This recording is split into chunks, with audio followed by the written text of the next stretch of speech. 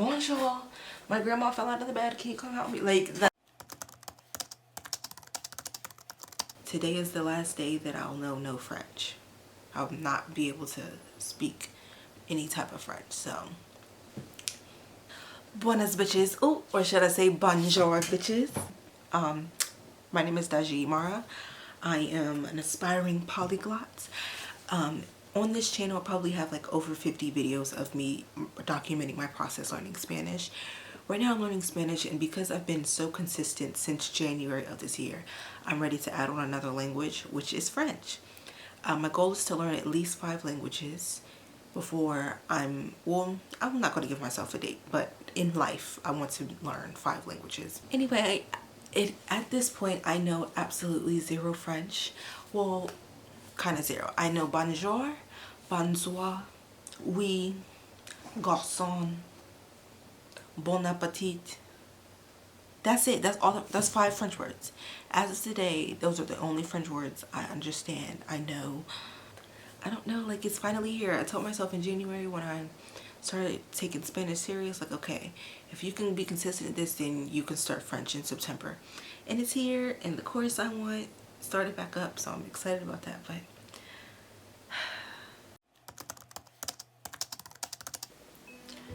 child, it's late as hell at night. I'm finished with my first French lesson ever. Let me get into what I learned today using the course, but we're not gonna get into the course right now. Outside of the course, I bought this French book, okay? It will be linked down below to help me with, you know, all the stuff that you need to know.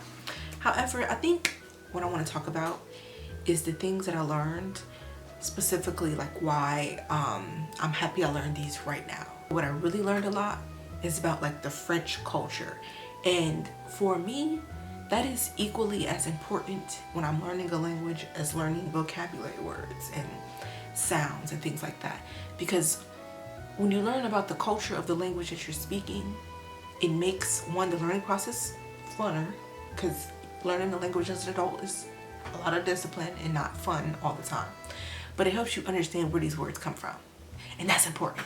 And even in English, I learned a lot of stuff about English from today's lesson. C'est parti, which is kind of like, let's get started, moving along, da da da da. You would kind of like say that as an introduction situation, you know? And I was so excited to learn this because I learned how to pronounce the C''est. My English brain just read that at like cyst, or some shit like that. But you don't even pronounce the rest of the fucking letters. They're just there for decoration. That's another thing I learned about the French language. A lot of these letters, they just there to look cute, okay? You don't actually pronounce them. Bonjour. If you do not say bonjour, bonsoir, bonjournée, you will basically be decapitated in the country of France. I've heard this a lot, but I was really emphasized today that you cannot start a conversation with somebody without bonjour, bonsoir, and when you're leaving, bonjournée. And I think that that's funny. I think it's cute. And it really just shows the difference. Like, basically what my instructor was saying, like, nobody's going to start a conversation with you, no matter the urgency, nothing, if you don't start with bonjour. It don't matter if you say, oh my god, my grandma fell off from her bed, help me. Like, bonjour, my grandma fell out of the bed, can you come help me? Like, that's so funny to me that they're so anal about you saying bonjour. But if you don't say it, they're like, it's like, if you don't say bonjour, then it's rude. But if you don't say it and the other person doesn't start the conversation with you, they're going to be rude to you. That's just funny to me. But and in English, at least in American dialect, like, if you need to ask somebody for help, you can be like, excuse me, or hey, can you da da da da. Like, it's a little weird or rude if you don't start by like a greeting, like an excuse me or something. But I've walked in a place where someone like, can you tell me where the bathroom is, or where's the bathroom, which way is this? Like, I've never, there's time and a place, I guess it depends on the vibe, to be like, excuse me, can you tell me da da da da, but I was basically taught, baby, if you don't say bonjour, bonjournée. I always thought it was something to do with romantic. I thought it was related to that, but it's really because they all come from the Romans, and the Romans spoke Latin, and then I guess as they spread out, they became these Romance languages: Spanish, French, Portuguese, Italian, Romanian. So they kind of like are Romance languages because they got the same roots from the Romans. And another thing that I've noticed is I'm really excited. I think I'm going to have a really good, like less confusion learning French. Not that French is going to be easy for me to learn, but as far as comprehension, and especially when it comes to reading, because the Romance languages, I'm learning there are a lot of patterns. The enunciation obviously is going to be different in all of them, but when you read it, you can kind of get an idea. This is what this means. For example, Bienvenue is like welcome, and in Spanish it's bienvenido. In Portuguese it's, well, I forget what Portuguese, but I know in Italian is buongiorno.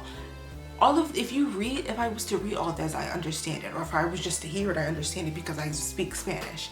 So reading that I get like a sense of like comfortability now that I'm learning French, because it's like, oh, this means the same thing in Spanish. It's pronounced differently, obviously, because there's two separate languages, but the spelling is close enough that I understand what's happening right here. So I think as I begin to learn these Romance languages, that like stuff is going to click faster than when I was freshly learning Spanish, because I have zero experience in the Romance language situation. You know what I'm saying? So you know earlier how I said I'm happy I learned the phrase c'est Parti, because I now know how to pronounce what that c'est part means. The same thing with je m'aime pas. The J-E is going to be good for me to understand, for me to pronounce, because my name is Daji, and it's kind of pronounced the same. Je sais pour moi, Daji. It's that same like enunciation. J. Next, let's talk like c'est pardon and excusez-moi. These are two words that you use a lot. Like in English, in American English, it's funny to say excusez-moi. Like you do that not like necessarily in a mocking way, but kind of in a mocking way when you're using that. But pardon is pardon me, like you need to get through somebody. But in English, if somebody was to say pardon me or something like that, that's like very like formal. That's almost like as if you're like taking an etiquette class. If you used to say pardon to something, that's like you're not American, or like you're very, very affluent type of situation. That's not a normal something to use in the normal American dialect, pardon. But in French, it's kind of just like, can I get out the way? Like, I'm trying to get through the way. Excuse me. How we use excuse me, that's how they use pardon. And that's funny, like I said, because pardon sounds so formal, but it's kind of just like, excuse me, bitch, get out the way. And excusez-moi, it's kind of like, huh? What you said? I didn't hear you, sorry, excuse me. Or it's kind of like, excusez-moi, like I need to get your attention, like excusez-moi. Like in English, you just say excuse me. You need to get somebody, excuse me. You need some attention, excuse me. So it's gonna be a fun challenge trying to understand that there's different ways to say certain things for different situations, because in English you could use the same word for multiple situations. You just kind of like change the tone in your body language when you're saying them. So I have to remember pardon or excusez-moi. Like I'm getting so geeked on speaking French, because I think French is such a sexy language. I think Spanish is the sexiest. That's why I learned it first, and it's closest to English as far as like reading and writing, because what you see is what you get. But like French just sounds, oh, I cannot wait to get into this language. Okay, I cannot wait to get into it. Y'all don't understand. A couple more things that I think are going to be helpful that also kind of like match or relate to, like I feel like I'm going to have a good time like understanding it, is usually in if you see a word that ends in tion, that's pronounced shon, like information. And in Spanish, there's words that end in tion and they're pronounced sion as well. And that just goes to show how like these languages are connected. So when I see that, I'll know how to pronounce it, because it's pronounced the same way in Spanish, you know, tweaking the accent or whatever. And the same in English. Information, information, information, information. Like, obviously my accent is not that great, but it's all the same word, all with a slight tweak of the accent, because we know that English comes from like German and like French and Dutch and things like that. So it's like we got all these words that kind of mean the same thing, just tweaking the accent. So if I see a word that says Tion, I know it's Sion and not Chion, like in English. But it's closer to Spanish than it is in English because of the pronunciation. It's more like with the Cion.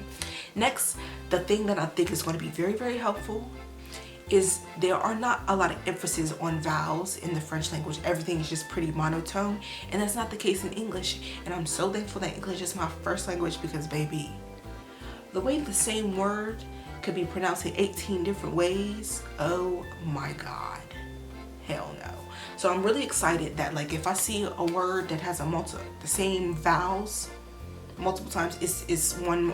If it's not, you know, all monotone, there'll be an accent on top of it. English just kind of like you gotta guess it. Like, it may mean this, it may not mean that. Who knows, child? So one of the things I learned that I